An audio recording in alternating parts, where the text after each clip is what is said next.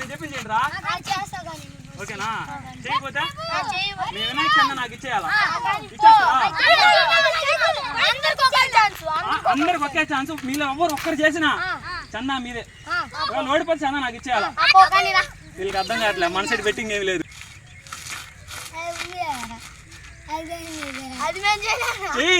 చందా ఇచ్చేయాలా వద్దాగా?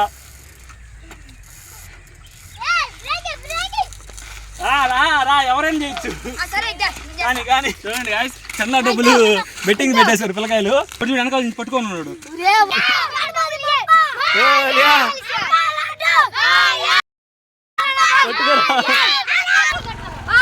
బాయ్, మళ్ళీ కలుద్దాం.